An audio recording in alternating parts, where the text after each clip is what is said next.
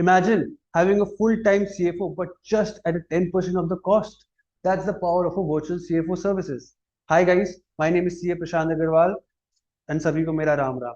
In this video, we've walked through first theoretical and then a practical Excel sheet discussion on financial strategy and financial planning that a virtual CFOs provide as a services to their clients, right?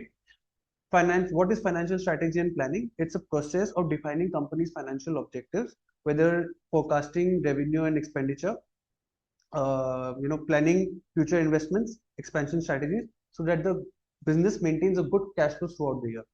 Now, how does these virtual CFOs converts data into strategic business directions? First is they allocate the capital very well. They allocate the capital for the long-term sustainability of the business.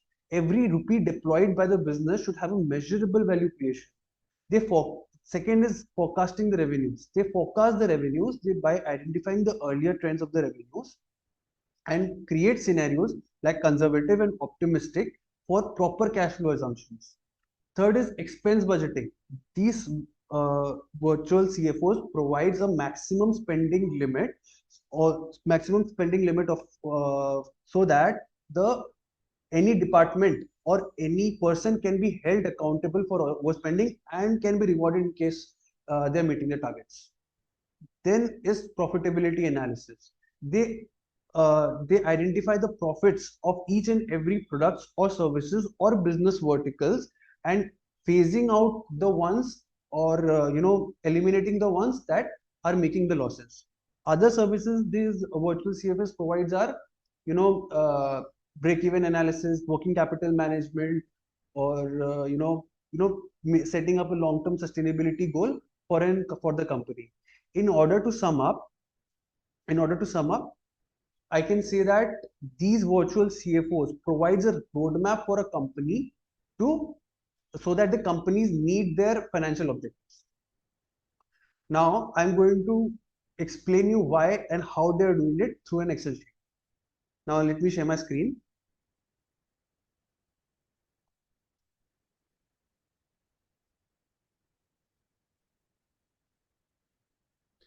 This is one, this is financial model, this is an minus.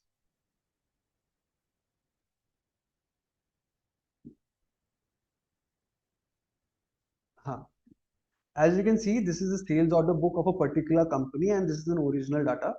I've hidden the confidential columns that are not required for you.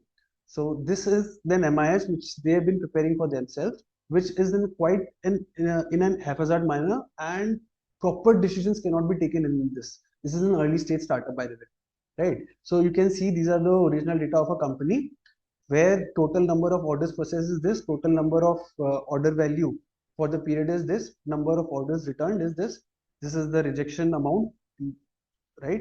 And this is the data of some customer data is there, right? Now this is the exact data which I have taken here for an explanation. Only for explanation I've changed the month out here, right? You can see the data is same. You can see that the data is same. I'm closing out this sheet. This is of no requirement. Now I have prepared this sheet so that for proper explanation and proper to tell you that how to forecast a number, right? Now this is the total number of orders they've been receiving. This is the growth. Each month they've been growing in this space, right? They're earning the revenue, and while earning the revenue, this is the growth in their revenue, right? This is the growth in their revenue. This is purchase cost. I'm assumed 80% of their total sales is their purchase cost. Variable cost is the cost which changes with the number of sales orders, right? In this case, I've considered shipping and delivery expenses rupees 30 per order, packaging expenses 10 per order, which forms my variable cost per order rupees 40, and hence 40 rupees into 1375 and so on for the number of orders and for the number of months in their incurring. Gross margin is the difference between the revenue, purchase cost, and other variable cost, which is also known as contribution, right? Fixed cost is a cost that does not changes with the number of sales order, which is my warehouse rent, salaries, payroll, marketing expenses and other institutional overheads. It can be anything. EBITDA is the difference between gross margin and my fixed cost, and EBITDA is a percentage of revenue. Now, what I did was I've calculated the average growth rate. As you can see, average growth rate in this case is 14.96%.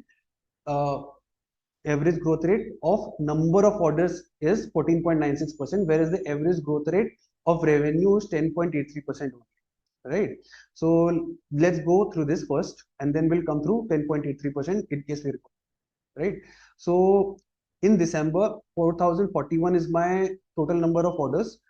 In January, when we increase it by 14.96%, it comes to 4646, and so on for February and March. And then during my actual number of working period, my total revenue was this, total number of orders served was this, average order was 482 rupees. Right? So since my average ticket size is 482 rupees, I am forecasting that my per order value would be 482 into 4646, and so on for February and March, which forms part of my revenue. As said, purchase cost, I considered 80% of my total sales as my purchase cost. Other variable cost will be dependent upon my number of orders, which would be 40 per order, gross margin, fixed cost, and EBITDA. And this is how we are forecasting that in the next quarter itself and in the next month itself will be started to increase, started to have a profit. EBITDA will be EBITDA positive. This sheet exactly forms the heartbeat of an organization. This actually forms the heartbeat of an organization as they calculate the month by month performance based on the sheet. Right? Now assume this is an actual number of an entire year. Now a budget will be prepared. A financial model is prepared by me for the next 4 years based on this sheet. Right? Now this is the actual sheet. This is the sheet. This is actual. This is budgeted, and these others are also the budgeted ones. We have taken a 3-case scenario where an average case scenario where the growth rate remains the same, upper case scenario where the growth rate is faster than what we have considered here, 14.96%, lower case scenario, the growth rate is much slower than what we have considered, that is 14.96% minus I've considered a certain amount of percentage. Right? Let's go to my average scenario, which is my current scenario. Total number of orders during the year for the last year that was 40,130, right?